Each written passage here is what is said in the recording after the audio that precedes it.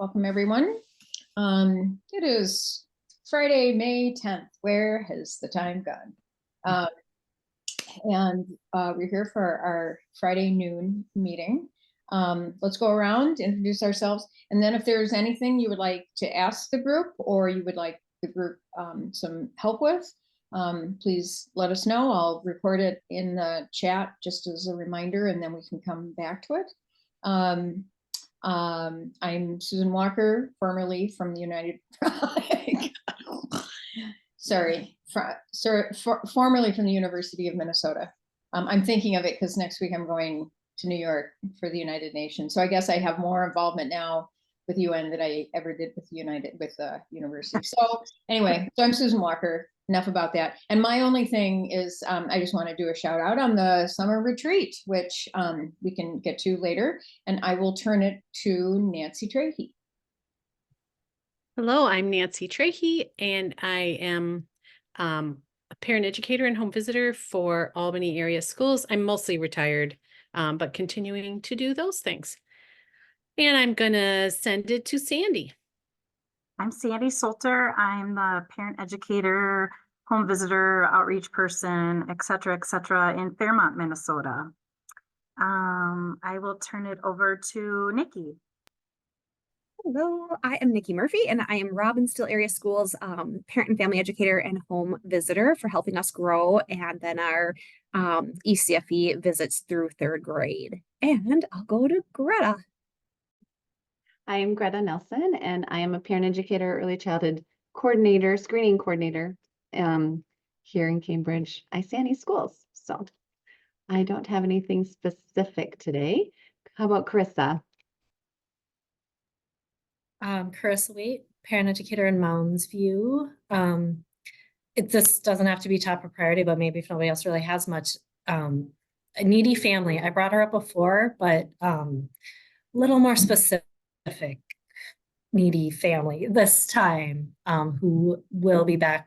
I thought was not going to be back with us next year and will be back with us next year. So it will have to continue to figure this out next year. So.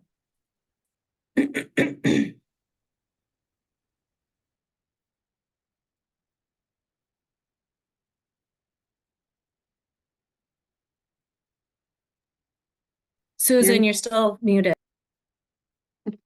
Thank you. I just have a question, Greta. This came up from someone in my large network who has a grandkid that they think might be on the autism spectrum. And this is something like I know virtually nothing about early childhood screening. And so because they were asking, this person was asking about testing for their grandkid. And of course, whenever anybody says that they have some connection to a child under 5, my first thing is, well, they go to ECFE, right? Anyway, so I am curious with early childhood screening, does that touch on autism spectrum testing or anything at all? Early childhood screening would be just kind of like, it looks at the basic pieces, and then if there's some gaps that we see, whether that's through like the ASQSE or a developmental tool like the MIPCR that we use that here. And in parent reporting, if there's some gaps, then we refer out. So I would never say autism spectrum unless they bring up something, and if maybe a sibling or something else in the family, I might bring up autism only if they start that. And I just encourage them to go for further evaluation. And then the SST teams that we have at district levels, early childhood special ed, they would determine from there with the table around, everyone around the table, the PT, the OT, the therapist, the special ed teacher, the regular ed teacher, if they're in preschool, all that stuff, they'll all be together to make that determination but they only do we want to pursue it, and then they talk to the parent, and then the parent decides with them. So it's a few steps before autism is mentioned, for sure. At least that's our experiences here. Different districts might have a little different system, but I think that's the typical piece. If the parent would have concerns, they can go right to Help Me Grow, off of Help Me Connect. And Okay, Help Me Connect is a great place to get some of that information. At least local information that they can go that direction. Mhm. And Help Me Grow is the same people, but it comes in as a parent concern if they've already done the child screening, or if they did the screening and nothing came of it, and they have a concern. Yeah. good Does to that know. Yeah, no, that really is helpful. Could you, so I felt like I was listening to somebody from the military because you had a whole lot of, like acronyms there. Oh, yeah. So just for the different, and I know I like theoretically I know what they are, right? But so for our viewing audience, could you just those 2 or 3 tools that you referred to, could you just describe what those letters refer to, please? Yeah. Thanks. So early childhood screening is for 3 to 5-year-olds, and you only do it one time, and it's before kindergarten. So that's what early childhood screening is. And it's done in an educational setting. So if there's a referral made, then that referral is specifically for in the school. It's not the same as a medical or a private practice referral, where they can qualify for services at a much broader range. They can always see you in a SLP private setting, right? That kind of thing. And then, okay, so SLP. early childhood screening, and So then what's SLP? An SLP is a speech and language practitioner. Thank So you. those are the people who are looking at language acquisition and also articulation, those pieces.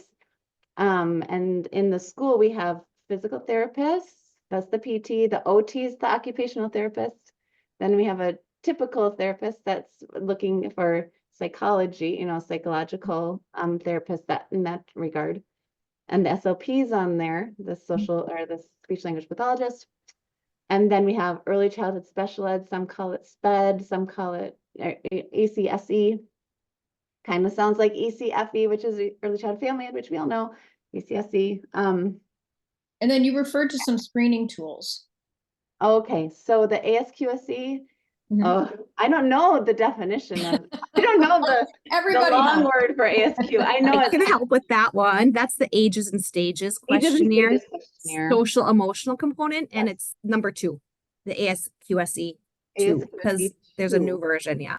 Yep, so we use the ASQSE 2. That's the social emotional. It's a parent questionnaire that gives us information from the parent's perspective on the development. It's around 30 questions or so, age specific within that range.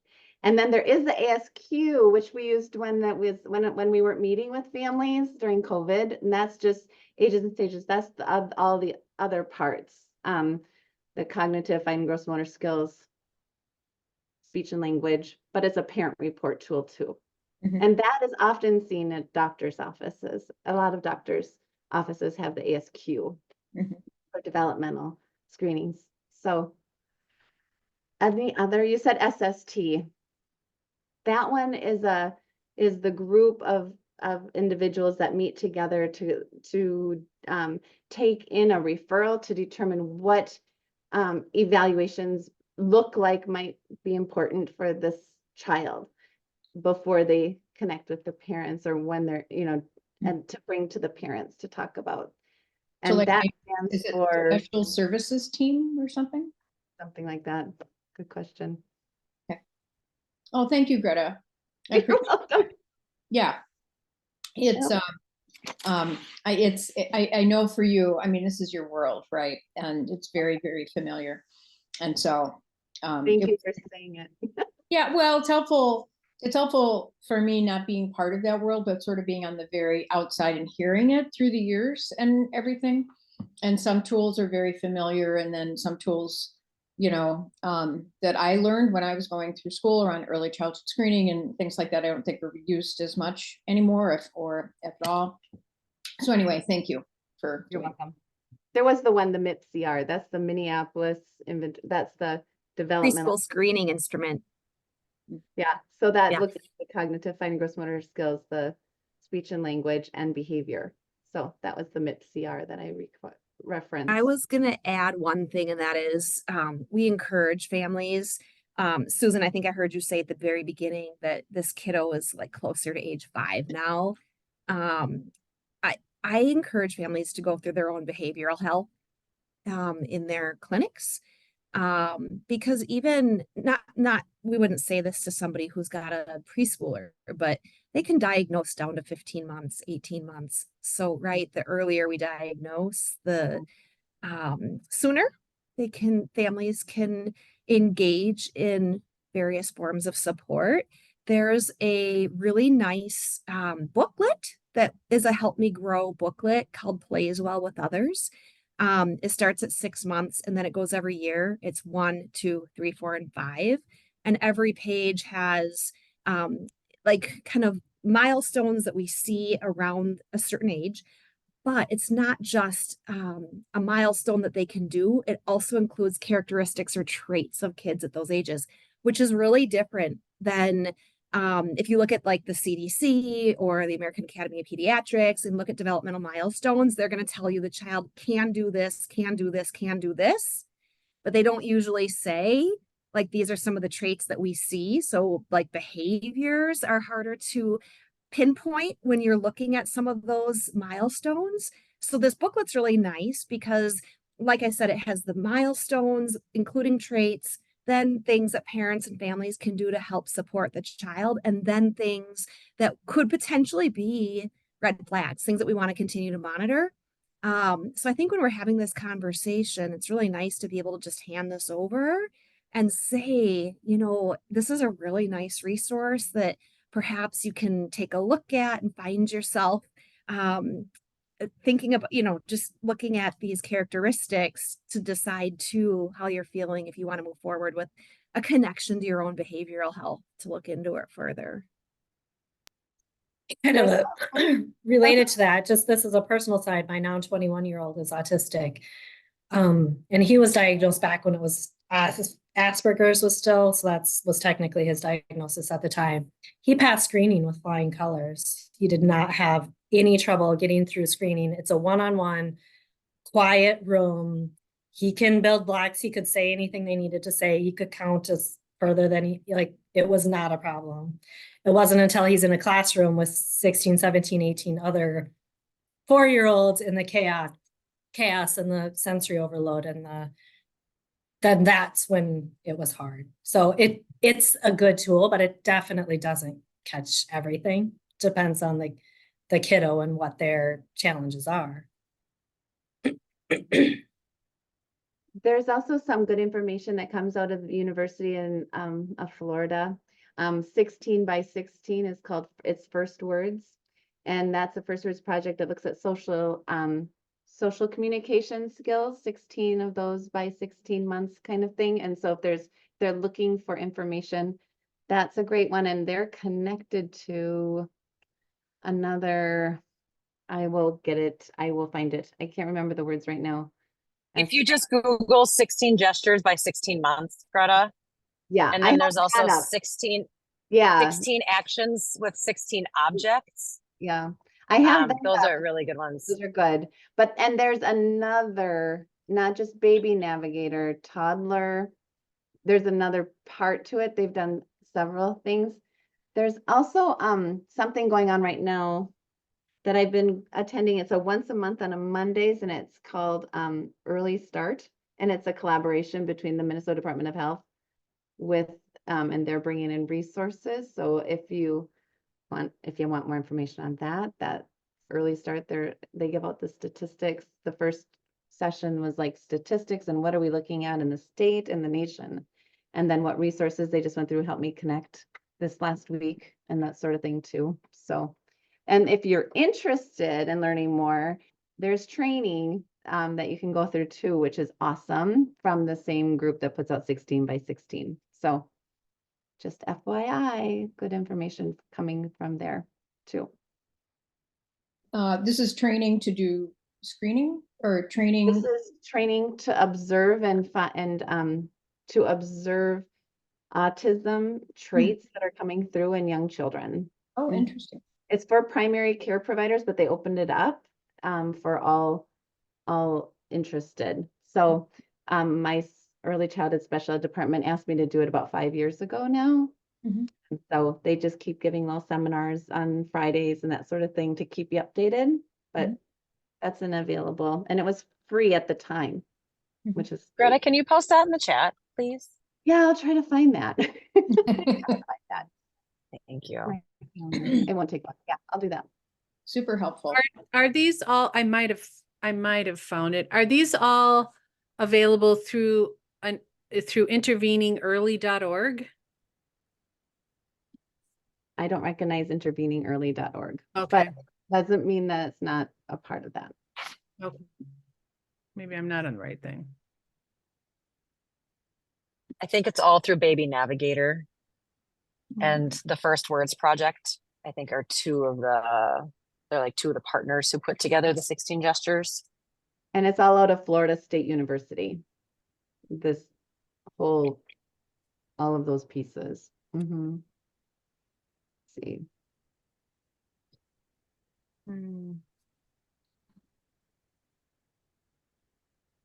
Thanks. Yeah, this whole, I mean, things change, right? So much. And, you know, and especially around autism and the autism spectrum and research on it. And gosh, I don't think I've heard the word Asperger's, you know, when we used to hear it all the time, and now we don't hear it as much. At least I don't, you know, it's just. Yeah, no, it's really the like adult autism community mostly is Hates against it, it yeah. because he was a Nazi.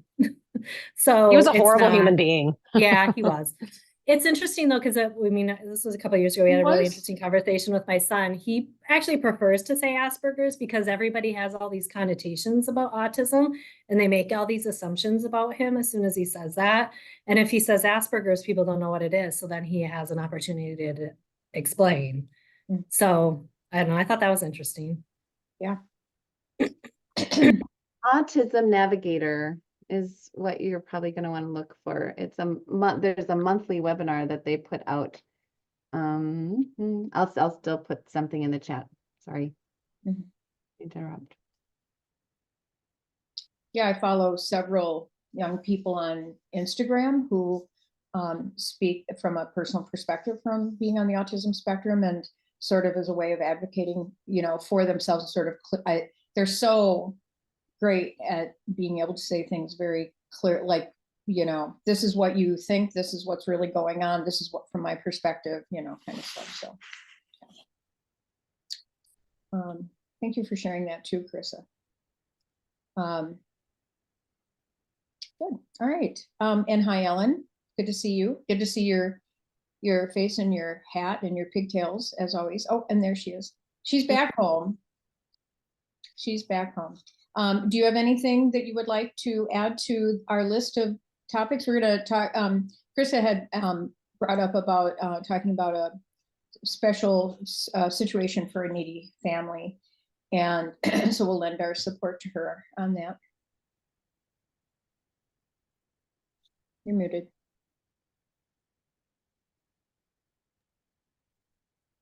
You're muted, Ellen. Okay, sorry. I'm working on getting my laptop set up because I'm not good on my phone. I had a really hard class this morning. And then one of my moms, it was all about diversity. It started out with a family asking about a transgender family member. And then it went to another mom asking, her child was describing his preschool teachers as the brown one. Ooh. And then it devolved to I'm still like and then I had to go to another class, and you guys, I made so many mistakes in my next baby class because my brain I needed like an hour to decompress and I didn't have that time. And I'm still like just totally rattled by it. And then I have a mom that I know really well. I've had her for several years. She's Korean, adopted. And she started to cry, and she was talking about how hard it is to not be white in our community. So it was a really good conversation, and I think I did everything right. And then after class, she came up to me and she's like, you know, she said, I've been meaning to message you. She's like, you've never had a topic on race. And I haven't, sorry, my microwave is beeping. I've never done a topic just on race. I've always done a topic on, if I call it appreciating diversity. So I have books about bodies and religion and sexuality and gender and skin. You know, I have all of those wonderful books out. And I'm like, how do we feel questions from our children about all of these things? So I've never hit race head on.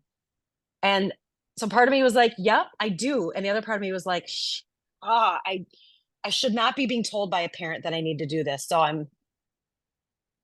I'm feeling like I've let people down. Oh my God, I did not think I was going to get emotional about this. Anyway, it's something that I need to do, and I'm scared. I'm scared to do a topic where people just have their opinions. Anyway, I just need resources. I'm going to work on it really hard this summer. I know. Okay. I think Embrace Race came out with some podcasts, and I posted them on Friends of Family Ed, and I don't know if anyone's had a chance to do it, but I just need to get over my fears and do it. And I know people have done it, and I don't know how, because just thinking about it makes me, I have a panic attack. Like right now, I'm just feeling really overwhelmed by it. And the year's over, right? Like next week is my last week. So anyway, just that's why I want to post on Friends and Family Ed. Like, how do you do this topic in a way that's not terrifying for you as a facilitator? Oh, see, like I said, I've just been going. My class ended at 10. My class ended at 10, and I just haven't even had a minute to think about it. But it was really hard. It might have been my hardest. It might have been my hardest class ever. So I'm Ellen, thank clearly you in for my feelings. sharing. You are phenomenally amazing, and you're going to get your head around this, and we are going to jump in and share resources, and know that, just as you do with every other topic, you're giving a platform for them to share their experiences, right? Growing up, now, their fears, their worries.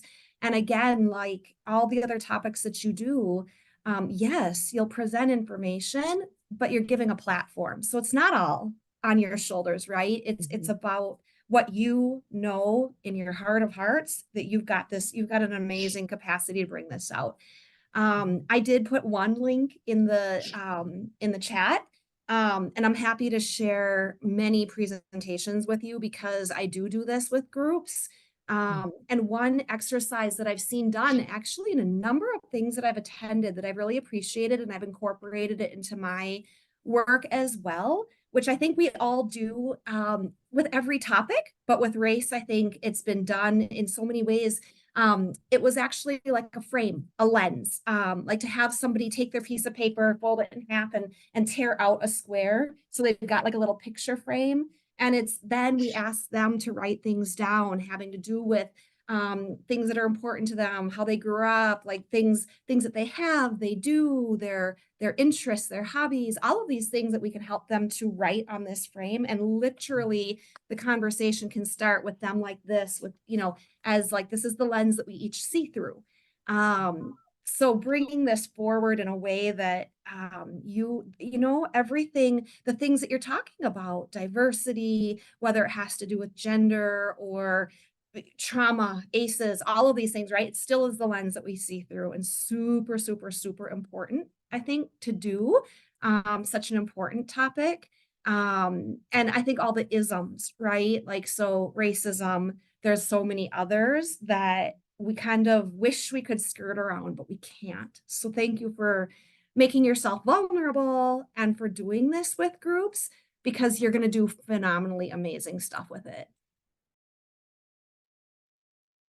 It looks like your cat believes in you too, or at least wants to comfort you. She just really wants food. Oh.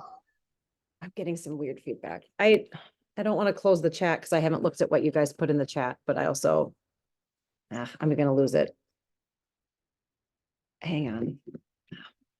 All right. Well, I'm with you, Ellen. I haven't had a hard class like that, but I'm on high cycle this week. So my coordinator has been observing me. And at the end, that was one thing she like challenged me to do as well, was I think race was the one she wanted me to do, but she was like, I challenge you to do a harder, awkward, harder topic next year. Yeah.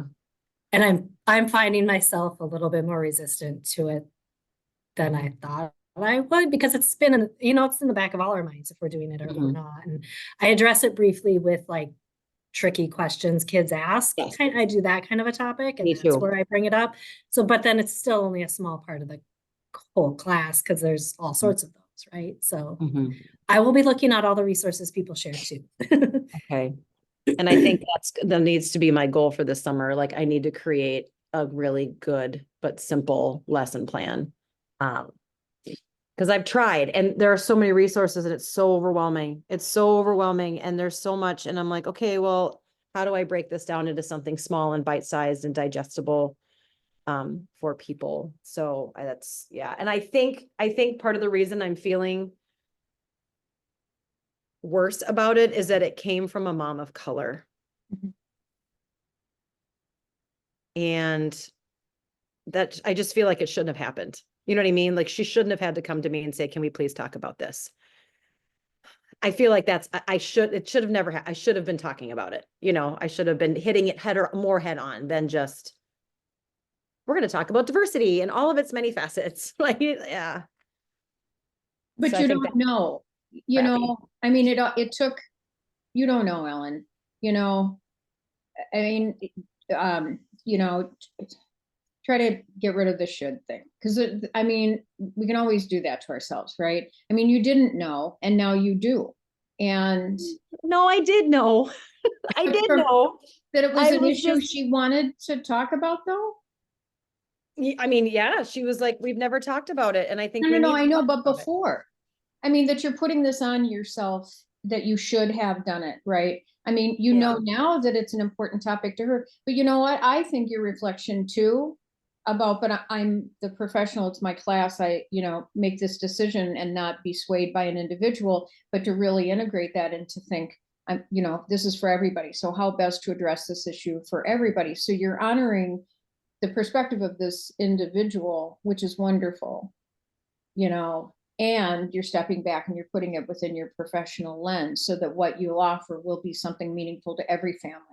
Mhm. But unless she came, I mean, it doesn't sound like she came to you early on going, this is really sensitive for me and I want you to, address this, because there are some families that don't, that they whatever. So I just don't want you to feel, I guess the other thing that I would say too, is one of the topics that Becca Caring brought this up a few weeks ago about like that we would have a professional session at the retreat on difficult topics, Mhm.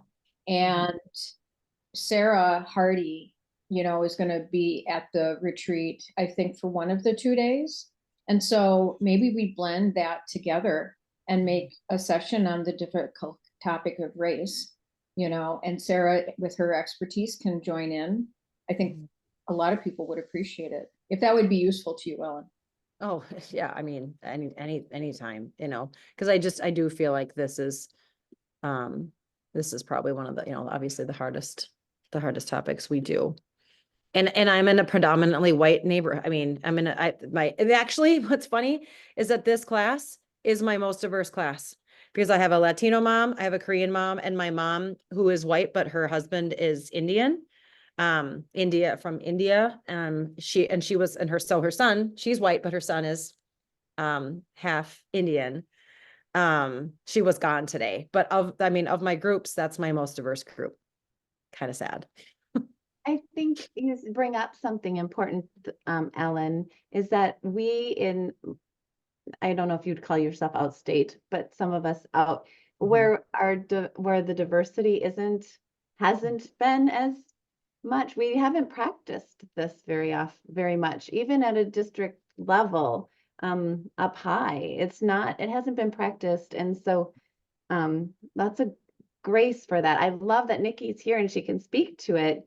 I love that we have resources, even this that she's sharing here now. It's really awesome, Nikki. Thank you. Yes, But thank we you. I'm haven't looking at them now. practiced we have, as a district, as a community, we haven't practiced it. So it is going to be more, there's more feelings to this that are hard, you know, I believe that are tricky.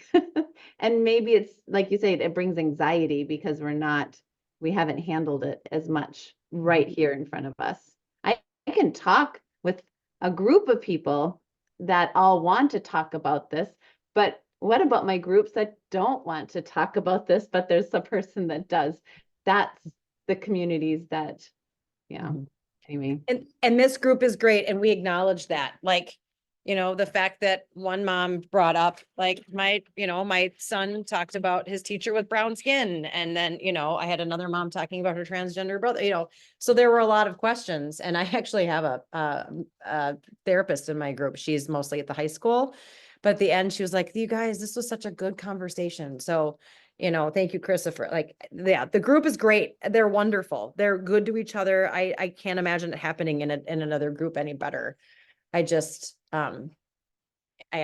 felt so rattled by all of it. I was like, wow, that was a lot that happened in 45 minutes. And then I was talking with so a couple of the moms separately after class.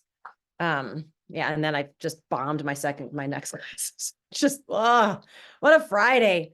I need some ice cream. I want to share a couple resources because I was sharing some things in the chat that people won't see, but this is a couple things I can just say. One, I think this is still an interesting conversation, but a little bit outdated, but we can bring it to light in that. Do you remember Mr. Rogers used to say in hard situations, he said, look for the helpers, right? Do you remember that? Like, how do we talk to, and so in today's conversation about race, there's a lot of conversation about, yes, I think he was talking about like the first responders and perhaps the police, right? And so that conversation that he was saying, for many communities, the people that I think Mr. Rogers perhaps was talking about, they're not the helpers. They're not viewed in the same way. So when we say, when Mr. Rogers was trying to help us understand, like, how do we help our kids to navigate and understand and process these really tough situations, perhaps where there was community violence or where race is on the periphery of these situations. He said, look for the helpers, right? And so in the context of this racial conversation that we're having, I think there's still a lot of value in saying, yes, and we can still look for the helpers. So even if the helpers were not the police, who were they, right? Were they members in your community? Were they the teachers? Were they the counselors? Maybe they were the police, to honor who they really were, but to honor many communities, because I think who he was talking about was traditionally the first responders. So that's one thing too that I think we can be cognizant about, that these different viewpoints on communities trauma. The other resource that I really want to share is for all of us. If you haven't already played with the website, Harvard Project Implicit, it's a fantastic website. Harvard has, you can just Google Harvard Project Implicit, and they have maybe, look at it, 16, 20 tests that we can choose from to look at our own biases, and we all have them. And so the conversation about implicit bias is really important to bring up in these conversations when we're having conversations, even with our group members about race. We can play with Project Implicit. Then we can encourage our families, perhaps even before we have this conversation on race, to pick one or two of the tests to do for themselves on Project Implicit, whether they want to look at race, religion, weight, gender, sexuality, they have so many of these on there that we can take a look at. But I just think there's a lot of value in it so that we can all identify that implicit bias is real, and it's not like that we should place the, blame, shame, pain, all of this, like, but we're carrying a burden that we feel bad about, which then puts us in a place where we can take action, right? It's an actionable thing, but hopefully not a place where we're looking at just feeling bad, that we can just continue to grow with it and look at this from our perspective and bring this to theirs too. So those are things, I don't know if I mentioned it in those slides, but I thought I would mention Harvard Project Implicit if people are listening too. Thanks, guys. We can go on to the other thing. I want to make sure whoever else had a question has time, so we can, I guess can I'm gonna post. on the Before we front go end. on, can I also mention that for the listeners, anyone who's using the Connect to Learn curriculum, that one of their lessons is on belonging. And that was the one that I was using as a jumping off. And actually we did, because I was so concerned, like Ellen, about how some of the topics might go, I lengthened the amount of time we talked about it so we could go slowly, and we did it, it ended up being over 4 weeks, but and that doesn't dive in as deep as some of these resources you guys are linking us to, which is really exciting. I'm glad to have these as for future. But there is some suggested activities there for folks looking for dipping toes in. Anyway, That's awesome. just Thanks, add that Nancy. piece. Yeah. Has anybody done like a special series on diversity instead of like, weaving it into your like regular class? Has anybody done like just a special offering on that topic? Like, a 4 to 6 week session kind of thing? I'm just curious. Our church just we have a equity group, a group of members who are diving into that topic, and they picked a book. I'm gonna see if I can't find the title for that, and I'll share it. But that's how, and they did a 4 to 6 week series on using that book as a jumping off spot. Was it Stamped by Jason Reynolds or Ibram Kendi? No, sorry. I think But that's- Minneapolis does I don't think it's a series. I think maybe it's just like a one-time virtual parent offering around race. I'm not sure who does it, but I think Minneapolis offers. And I think they also offer like parent as sex educator one, and maybe a couple other of those like tricky topics. Robbinsdale, we also offered as a webinar, and that was what I shared.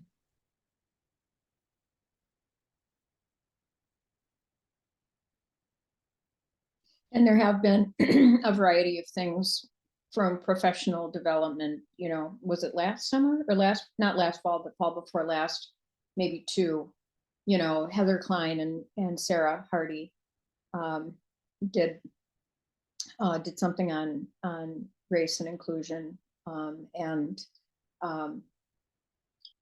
Yeah, Sarah Hardy has done her workshop, several times. So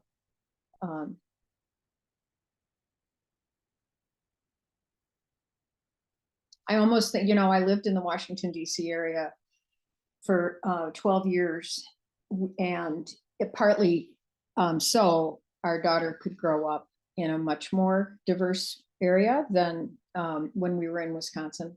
And the culture, the general culture around race compared to here is so 180 degrees different. And in many, many ways, it's a much tougher issue here, and I think the other thing that I've observed in the last few years is we have these spikes of interest, right? So Philando Castile is murdered, George Floyd is murdered, and there's a lot of interest, and there's a lot of writers and books, and then unfortunately it dies away, and it's not as present of a topic, or when it is a topic and it's brought up, it's handled atrociously. Manatee, and so I guess all of this is just to say, is that it's a critically important topic that always should be around, but it's something that we always should have, professional development about. And it's something that I know when I was at the U, we were called to the carpet on by some students, who really wanted the curriculum to go much more in depth than it did. And so, yeah. Yeah, so maybe we can, you know, this summer, you know, I think well, obviously is one of those difficult topics that maybe we can talk about. So, Yeah, Nikki, that's a good thought too. Nikki said, you know, look at the district's goals and mission and whatever, and then like use that as the overarching theme. I really like that idea because you know, they can't, and it's, yeah, it's not that they're going to argue with me. It's just like why we're talking about this and why it's important. Right. So, okay, I'm sorry that I did not mean to come in and like take over. So whoever else had a thing, please move to that thing. Move on. All done. Thank you. You're wonderful. yeah. Well, next, yeah. next. Yeah. Yeah, but anyway, so, okay, so Carissa, Carissa, would you restate your? Yeah, and uh, mine's not that critical. It's been brewing all year. So just a family that's very needy, never had a kiddo in ECFE quite like this, definitely needs an evaluation of some sort done, and mom is extremely resistant. So it's a 2-year-old class. He'll turn 3 in June. He still can't sit through circle. He can't, like, as long as he can do whatever he wants, he's fine. And I mean, autistic child mom, I get it. So it's not that, it's really more, it's more mom's resistance. She, at the beginning of the year, was seeing private OT, very quickly did not like that person and quit that. Really struggles at home, honestly cries pretty much. She comes 2 days a week, 2 different ECFE classes, the same busy bodies class, cries pretty much every single time because she's so overwhelmed. Finally got to sort of a breaking point. I'm trying to think, like right after Christmas, maybe. We gave her Help Me Grow. You know, she did call, she met with the person who was going to kind of figure out the evaluation, immediately did not like her. It was a whole day of drama, class time of drama, where the person was supposed to come and talk to her and give her some paperwork and stuff. And she was crying again and didn't want to see her, wanted us to tell her to go away. And was very loudly sitting in the middle of the classroom with all of the rest of the class talking about this, going on about, because she said the word autism. So back to the autism piece. Was very resistant to any sort of anything that had to do with any autism. A family in the class with a kiddo with an autism diagnosis. So it's just been really tricky. After that, I think to prove that it was just a stage and he was going to grow out of it and she could control it, she got very, as she said, authoritarian, sorry, I say the wrong word, trying to force him to do everything in class, which of course completely backfired and ended up with him screaming and her screaming through most of class, trying to get him to snack, trying to screaming across the room at him during circle, trying to get him to come to circle. She's since sort of backed off, and we've tried to guide her through this, like snacks, an option. It's not a requirement. Doesn't have to do snack, you know, circle time. He doesn't have to sit in circle. Like, it's okay if he wanders and comes back, and he does. He'll sing the song from across the room, right? He's listening. He's doing the things.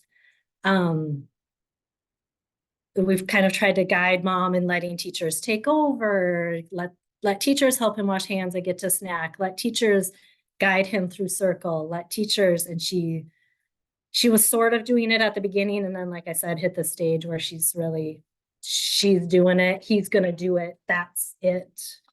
The last 2 weeks, they were sick. And I think she was too. And I think she just didn't have the energy, which is the only reason it changed. She finally sort of backed off and has let teachers, and let it go, didn't make him wash his hands, didn't make him go to snack. As soon as she didn't make him, he's sitting at the table. As soon as she's not trying to force it. So I'm hoping there's some ding, ding, ding going on for mom, and we're trying to very directly point it out and be really excited about it. And, but I don't know. And so he should be in threes preschool next year. We, started a couple multi-age birth to 5 classes. So she pulled him out of preschool next year and is gonna be in our multi-age class again. So we'll be trying to figure this out next year too. And we haven't really, it's been a whole year of trying a whole bunch of stuff and really trying to guide mom, and we've not come to anything that works yet. So I don't have anyone, and for me, it's a lot about guiding mom. And I feel like through this, I'm moving slowly in the direction of the people she doesn't like, the OT that she didn't like, and the special ed teacher that she didn't like. Our early childhood teacher, thankfully, is still firmly in her good graces, but and that's fine. It just is. I'm not that worried about it, but it just makes guiding mom tricky. Carissa, we have a couple families like this right now, and we have one kiddo, and he's getting worse and worse. We've been worried about him since he was 2. He passed screening with flying colors. But he hand flaps, he tiptoe walks, he obsesses over, he's one single mind. I mean, this kiddo is absolutely on the spectrum. I think mom is also on the spectrum. And so we had referred him because he was really having a hard socially, because he was hitting kids and grabbing toys and hoarding toys and screaming at 3.5. And they got through the process, and mom was just like, no, I'm not interested. And we were like, oh gosh, and now at 4, he's actually getting worse. And the discrepancies between him at 4 and the other younger kids act, I don't want to say better because that's not the right word, but do you know what I mean? Like the 3-year-olds in the class have more appropriate behaviors than he does. And all we can do is wait for mom to go, oh, I'm seeing what you guys are seeing. He's going to preschool next year. Like I said, he just turned 4 in April, and she's going to get the same messaging from us. And I think some of these families, we are setting the groundwork, and that they are hearing early on that extra help may be needed. And if they don't take it when they hear it in preschool, it's not the first time they're hearing it. So I think sometimes we're just laying the groundwork for them to hear it again and again and again, right? Because they can always refuse. That's their right. So when I'm feeling frustrated, I'm like, I'm just laying the groundwork for her to hear that he is going to struggle. It is not going to go well. And all we can do is go to preschool and say, we tried. Yeah. She does still have him enrolled in a Catholic preschool next year because she wants him to go to kindergarten there eventually. So she's getting him into preschool. So he'll have but it's not gonna go. I have a question about the capacity to do one-on-one visits, and if she would be open to your question. If you were to ask her, you could comment about, I know we've been sharing observations over the course of this school year. And my curiosity is if you'd be interested to have a discussion about your feelings about what we are gaining awareness over. Because I think, and I wonder if that's one of the biggest barriers when we're in that first stage, when we do have awareness, the parent does too, right? They're aware that there are some things happening. But being in that stage needs some extra support and not necessarily therapeutic. It is our role. The PE can do this work to explore what's happening by way of awareness. And I wonder if she's able to express fear or some of that, if she actually got into it, if that would open a door a little bit to like say, that we're on the same page. I don't know. What do you think? Yeah. Would that be an option? Maybe. I mean, I would probably have the time, although I guess I feel like at this point in the year, because our last week is next week too. So maybe something to think about more for the fall when she's back, because it would feel too rushed maybe to try and do it right now, but yeah. And I fully admit that part of it is having an autistic kiddo, and the way she talks brings things up for me. So it's tricky. It is tricky, that level. And I've not brought that out to her in any way, but yeah, he's naughty. She always talks about how naughty he is, which breaks my heart. But then also does the he's so smart, he's so smart, he's so smart stuff. And it's just truly trying to convince herself it's just a phase. And dad's not on board either. So that doesn't help. Dad's less on board than she is. So That sounds. and this- we've never met dad, so that's just going by what she says, but Mhm. Yeah, this sounds exactly the same. Mom's around kids a lot. She's seeing things, she's noticing things, and dad is fully not on board. He just thinks he's super smart. it just makes it, and just managing the whole class, because I mean, they spent one half a class we've got a bathroom inside our classroom in the one room. He's banging on the door, screaming, and she's screaming back. And that's not good for the rest of the class either. And thankfully then it was separating time, and I don't remember, they came out and we got her out of the room and everything could calm down. But because he's okay they can go to the gym and back. He will, he likes the gym, so there's that. But he follows along with the class. I mean, I think he needs a lot of hand holding, but they can manage when mom's not there. She just, to try to get her to let the teachers do things, hasn't. And we tried the whole, he's going to be in preschool next year, so this is how it's going to go. So let's practice now, just those little parts. And we sort of got her to back off on snack, saying that let's focus on circle time and try to get that. Let's, save his capacity for circle time essentially. And then let snack go. And like I said, she's kind of done that. And then he goes and sits. So just figuring out how to guide her. And I feel like maybe we were not overreacting, but at one point I said, every time he has a bad day, we don't need a new plan. It's okay. We can just we haven't actually tried one of these plans yet, right? Because every time he has a bad day, we're trying to come up with something else to do. So maybe part of it is us calming down and being confident in our plan and knowing that it takes time. So I don't know. Yeah. Is she feeling under the mic? I don't know if she feels under the microscope exactly, but she spent a lot of time apologizing for her naughty child. Yep. I see, this is the parent that I had this available to me. I would say, let's get together, just, whether she wants to come to meet me in the classroom or me go to her at home, because it might, if I can go to their home, it also might help me with some awareness of what they're experiencing there.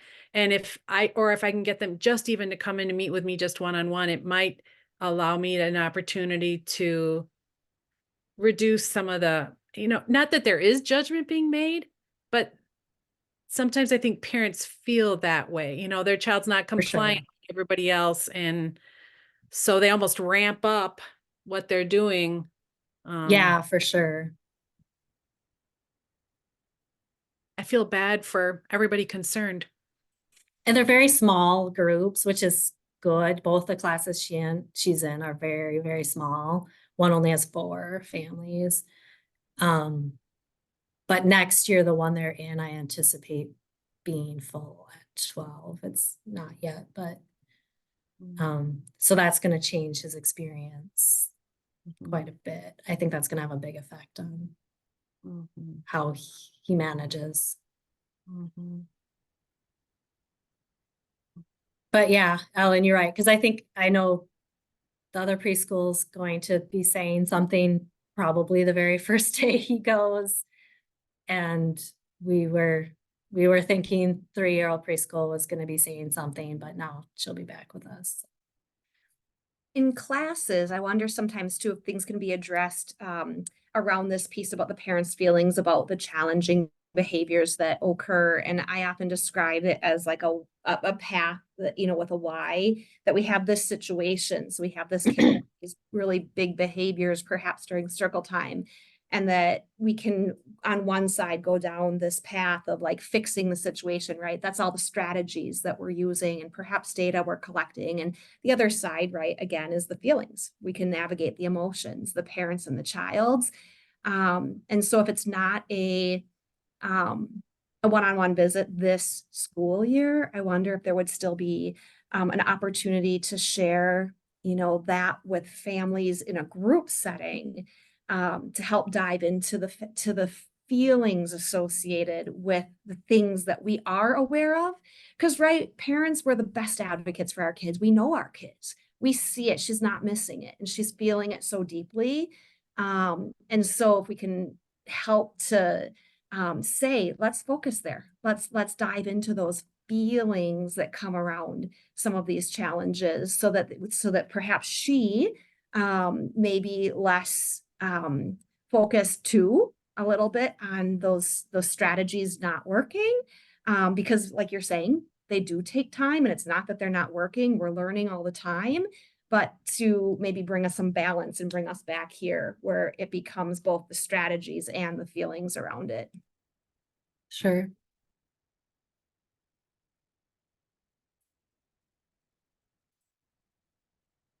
Well, thank you. Yeah, and we're well past 1 o'clock. Sorry. But thank you, everyone.